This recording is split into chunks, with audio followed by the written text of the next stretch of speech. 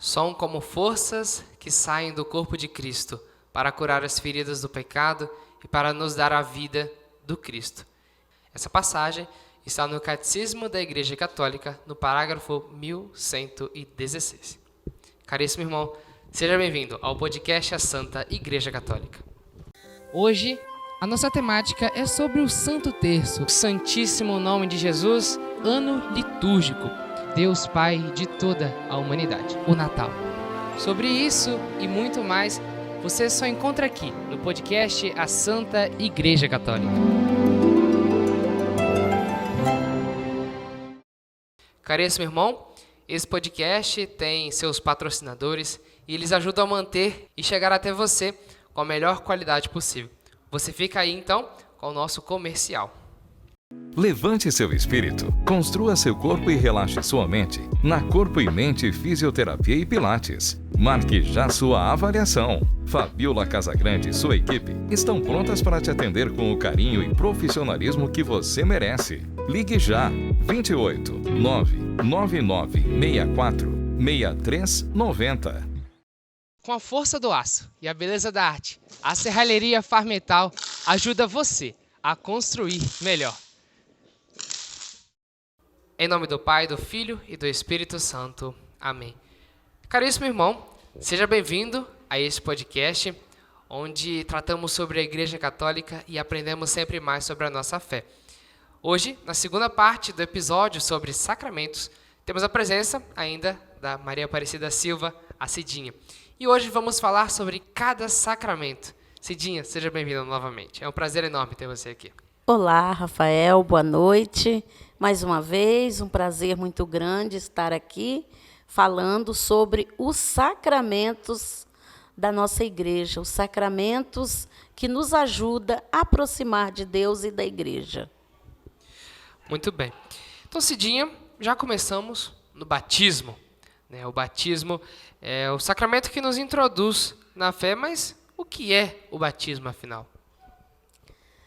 Antes, Rafael, gostaria de falar os sacramentos, nós sabemos que são 7, que se divide em 3 grupos.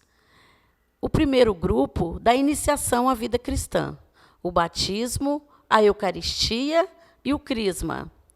O segundo grupo são os sacramentos de cura, a unção e a confissão.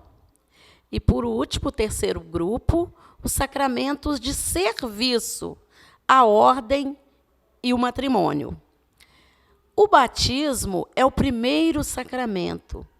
Ele foi instituído por Jesus Cristo e ele nos dá a oportunidade de ser inserido na Igreja de Jesus Cristo, na vida de Jesus Cristo. Ele nos permite seguir a Cristo de modo muito mais profundo, de modo muito mais real, assim melhor dizendo. Agora, caríssimo irmão, nós vamos também, depois de cada sacramento falado, vamos trazer uma problematização para que você entenda melhor sobre algumas questões que acontecem na igreja e nós não sabemos o porquê. Por exemplo, agora falamos do batismo e, por exemplo, uma pessoa é de alguma outra denominação religiosa e decide seguir a fé católica que nós seguimos. Só que essa pessoa já foi batizada. Quando ela chega na Igreja Católica, ela é ou não batizada? Então, Rafael, existe o grupo das igrejas cristãs. Aquele grupo, a que pertence a esse grupo, que batiza no Espírito Santo, não precisa ser batizado novamente. E aquele que não batizou no Espírito Santo, aí ele vem para receber o Espírito Santo, que é dom de Deus. Mas é isso, o importante é saber que se ele foi batizado no Espírito Santo, ele não precisa receber outro batismo. Entendi. Então, se caso a pessoa não foi batizada com o Espírito Santo, não foi considerado batismo, certo? Não foi considerado. Então, é isso mesmo. Esse dia depois do batismo vem a crisma. O que é a crisma? Também conhecido como sacramento da confirmação. Isso aí. O sacramento da confirmação, inclusive tem alguns irmãozinhos nossos protestantes que até utilizam o sacramento da crisma, mas não como sacramento, para confirmar o batismo, né? Então, a confirmação do batismo.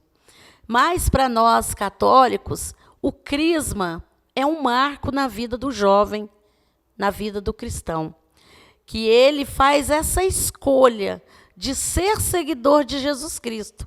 Ele aceita ser seguidor de Jesus Cristo, aí vai marcar esse momento, confirmando a fé, confirmando o batismo. Cidinha, dentro da igreja, existem, para algumas coisas, a crisma pode ser obrigatória, mas algo assim que está muito no nosso dia a dia, é obrigatório nós sermos crismados? Então, Rafael, interessante que a nossa igreja, ela não nos obriga. Se nós decidimos ser seguidor de Jesus Cristo, então nós vamos receber o sacramento. Então, todos nós podemos e é importante que recebemos. Então, para ser padrinho, por exemplo, do batismo, eu preciso ter o batismo. Então, não é que é obrigado, mas é importante ter, até mesmo para testemunhar. Como que eu vou testemunhar um sacramento se nem eu tenho? Então, é importante ter, né, para que eu possa testemunhar esse sacramento. Cidinha, você falou sobre a questão dos padrinhos aí. Eu até me recordei agora de uma situação que aconteceu.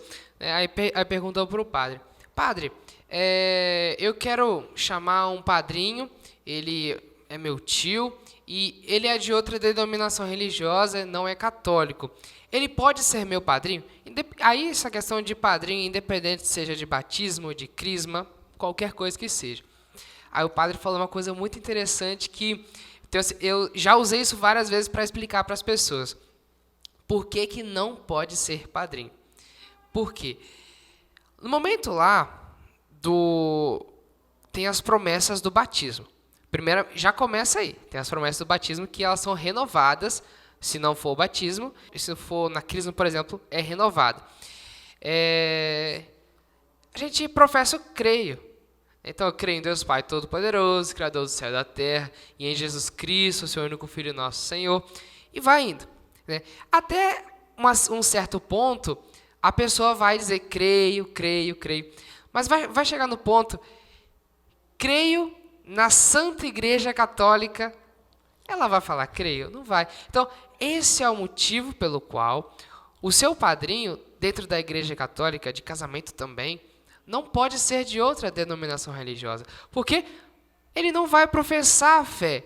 Então, como o seu padrinho vai te dar testemunho da fé católica se ele não é católico? Então, Rafael, isso acontece muito com a catequese da iniciação à vida cristã com adulto, porque como já tem uma comum unidade, então são um grupo de pessoas que convivem na sociedade de modo geral. Então, tem essa relação com algumas outras denominações. Então, vem muito para nós esse questionamento. E nós digamos sempre, é necessário que se comungue a mesma fé cristã. O padrinho tem que testemunhar algo que ele vive no seu dia a dia. Não tem como ele testemunhar uma fé e na hora for, né, ser outra. Então, é necessário comungar a mesma fé cristã. Agora a gente passa para o último sacramento da iniciação cristã, que é a Eucaristia. O sacramento da Eucaristia é o principal sacramento da igreja. Foi através dele que a igreja surgiu. Então, Cidinha, fala para a gente um pouquinho sobre o sacramento da Eucaristia. E, caríssimo irmão, clica aqui no card que está aparecendo aqui em cima. O último podcast que gravamos com a Cidinha, falamos sobre a Santíssima Eucaristia. Então, falar da Eucaristia é até emocionante, porque nós sabemos que Jesus instituiu a Eucaristia, né, na Quinta-feira Santa, no momento em que, reunido com os apóstolos, ele fez a última ceia. E, nesse momento, então, ele se dá como alimento pela nossa salvação. E esse alimento é distribuído, nós até hoje, como memória daquele momento. E é importante para nós analisar que esse momento ele não tem repetição. Cada vez que fazemos isso, fazemos em memória de Cristo. Então, a Eucaristia ela tem essa função de nos alimentar, de fortalecer a nossa fé, a nossa esperança no amor. Esse amor de Jesus Cristo por nós. Esse amor que não espera nada em troca, que simplesmente nos ama como são, como nós somos. Então, a Eucaristia, ela para nós tem esse sentido de sacramento mais importante, porque alimenta a nossa alma, alimenta a nossa esperança e a nossa fé. A Eucaristia, ela é o centro, né? A gente fica até sem palavras em falar, porque a Santíssima Eucaristia é quando Cristo, né? Para explicar sobre a Eucaristia, eu gosto de repetir as palavras que Cristo falou na última ceia. Tomai todos e comei. Isto é o meu corpo que será entregue por vós. Cidinha, é o corpo de Cristo. É muito profundo analisar, profundo, né? Profundo. Ele não falou assim, isso aqui simboliza o meu corpo, isso aqui representa o meu corpo. Ele disse, isto é o meu corpo. E quando nós cremos que é o corpo de Cristo, nós nos sentimos alimentados. E quando nós nos alimentamos com o corpo de Cristo, nunca mais seremos os mesmos. Que grande oportunidade Deus nos deu de fazer o sacramento da Eucaristia todas as vezes que vamos à celebração, sendo ela eucarística ou da palavra. Então, que grande oportunidade, que grande chance de aprender a amar cada vez mais uns aos outros. Cidinha, e eu acho que o nosso zelo com a Eucaristia deve ser maior que tudo. E aí a gente já liga com o sacramento da confissão, que é o sacramento da reconciliação. Porque para recebermos o sacramento da Eucaristia, nós devemos estar em estado de graça. O que é o estado de graça, Cidinha? Então, nós temos que estar, né, com o coração puro, livre do pecado. E, para isso, existe o sacramento da confissão.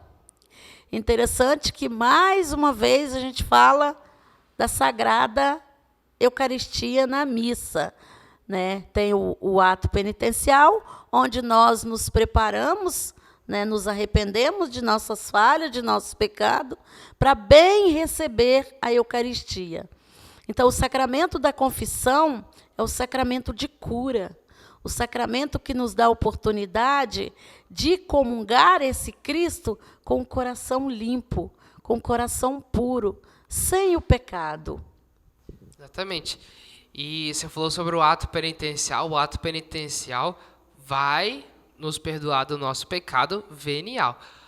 Aqui embaixo eu vou deixar um link de um exame de consciência.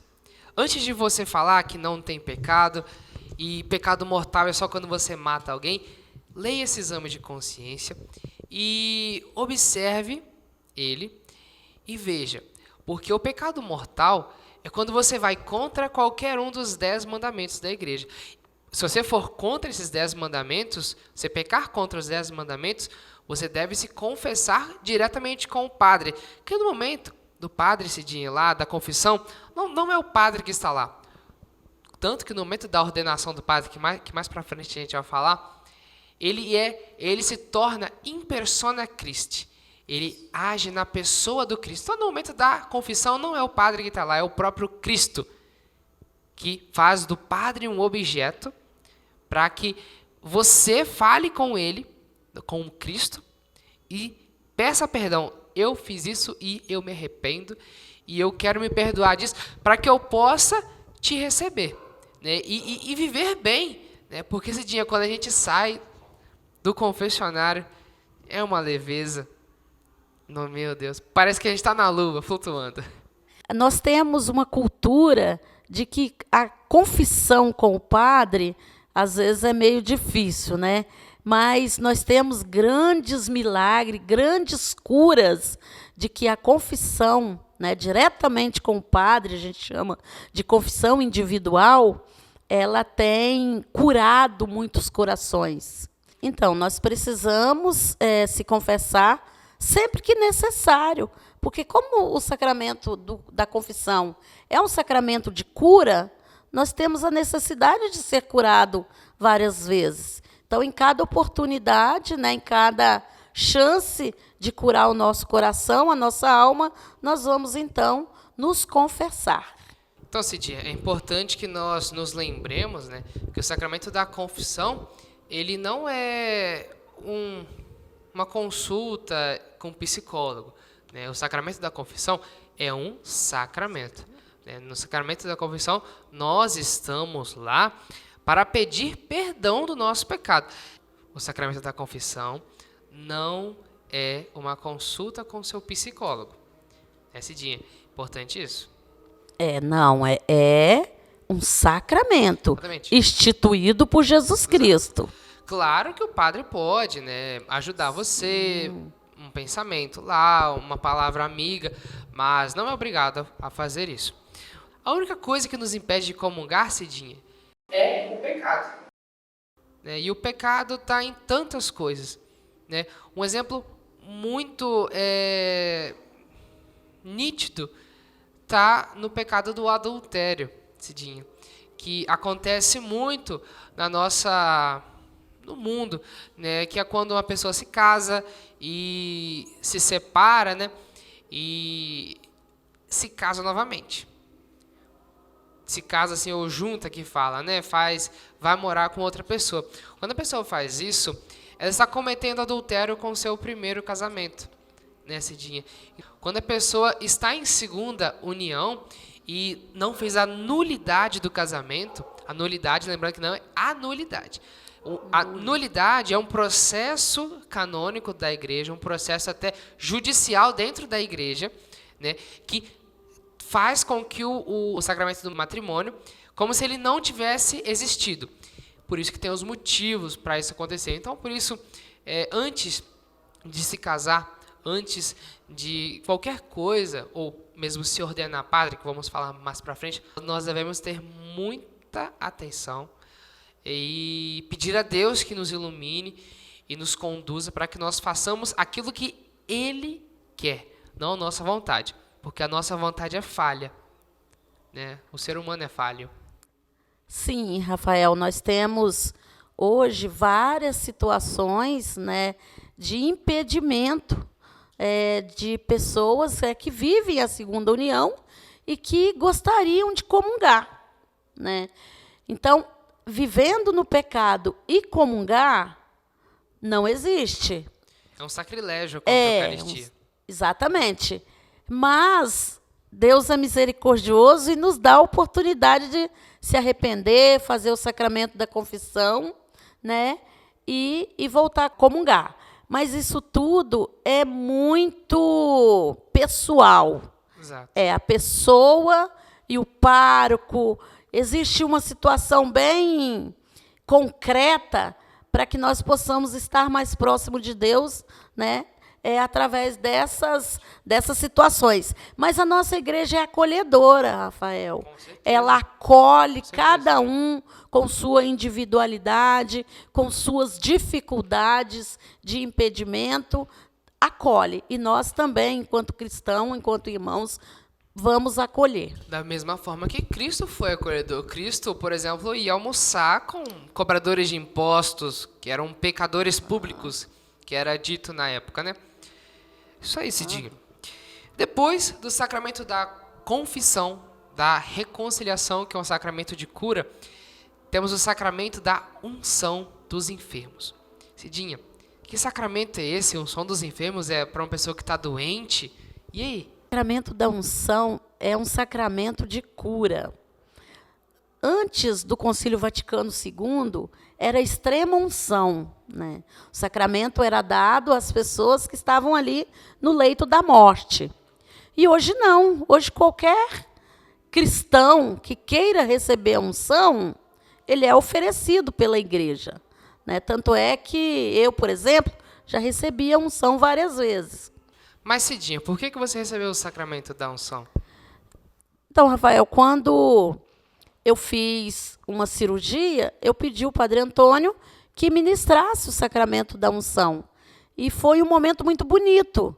E eu já acompanhei vários sacerdotes ministrando o sacramento da unção. O ritual é muito bonito, o ritual é muito profundo. Muito bem, Cidinha.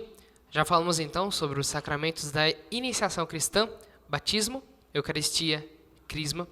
Falamos também sobre os sacramentos da cura, unção dos enfermos e confissão. E agora passamos para os sacramentos do serviço. Cidinha, qual o primeiro sacramento do serviço? O matrimônio. O sacramento do matrimônio é um sacramento de serviço. Isso.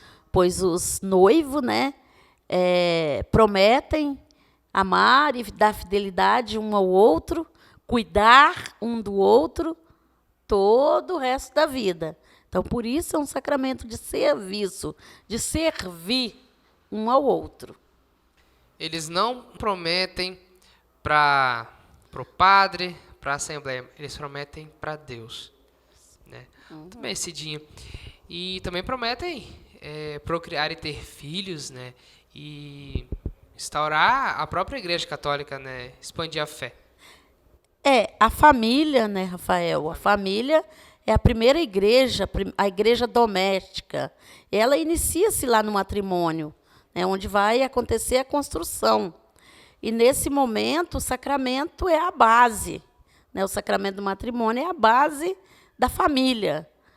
E hoje a gente, infelizmente, vê muitas famílias que não começam com essa base, né? Exato.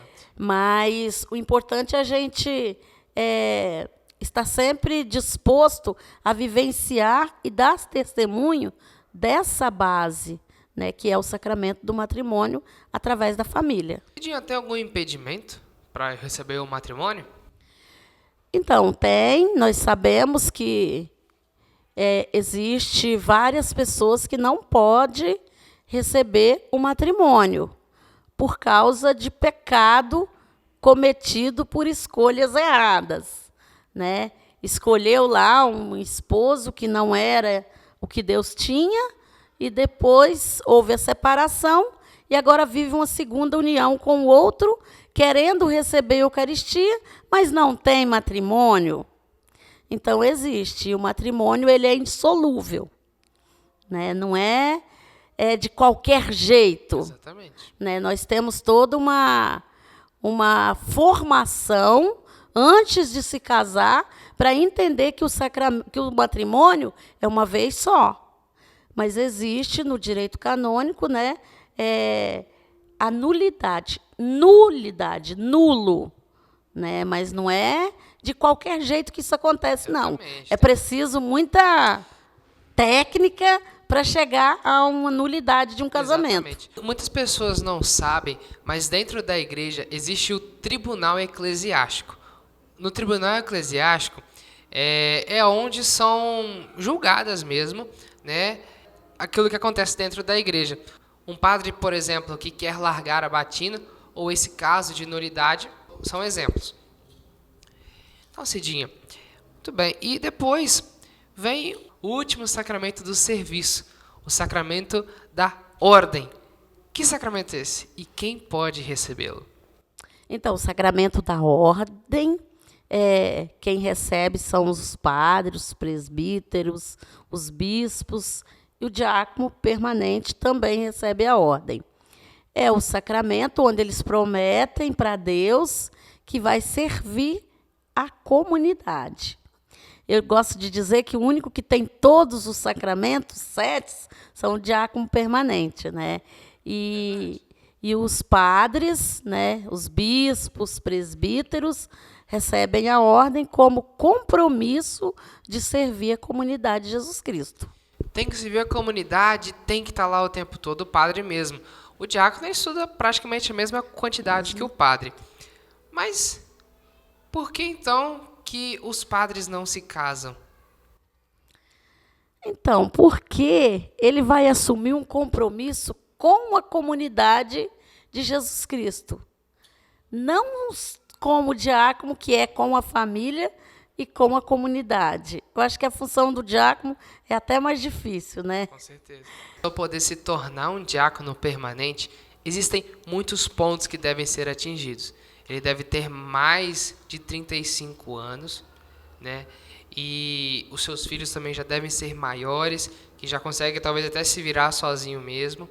E a esposa do diácono, ela participa de toda a formação, né, junto ao diácono permanente. E assim, ela também aceita que ele tem o seu dever a cumprir com a comunidade, né? Não é uma função muito fácil, Não é uma né? função fácil. Porque a gente vê que não temos tantos diáconos assim, Com certeza. né? Porque é uma função, a mulher, ela tem que autorizar o esposo a fazer a formação, né? Então é interessante e importante, né, a gente olhar por esse lado. E, Cidinha, alguns impedimentos de receber o sacramento da ordem, talvez para um padre. Então, até mesmo para o diácono também, né? Tem que estar bem emocionalmente, né? Tem que ter um tempo para servir, né? A gente vê hoje muitos problemas mentais e emocionais, não vai poder, né, ter essa função de padre, se o cara tem um problema psíquico, né? Ter essa disposição em estudar, porque tem muito estudo. E São duas faculdades, né, Cidinha? Duas faculdades, além de noviciado, dependendo da além de várias congregação. oportunidades de estudo, né? E então a oportunidade de chegar a ser padre exige dele um esforço muito grande. Então, para o diácono também. Então, ele precisa estar, né, disposto, né, se colocar a serviço e estudar. Muito bem, Cidinha. Chegamos ao fim do nosso episódio, da segunda parte sobre os sacramentos, aí, sobre cada sacramento, e ao final do nosso episódio sobre os sacramentos. Foi um prazer enorme ter você aqui.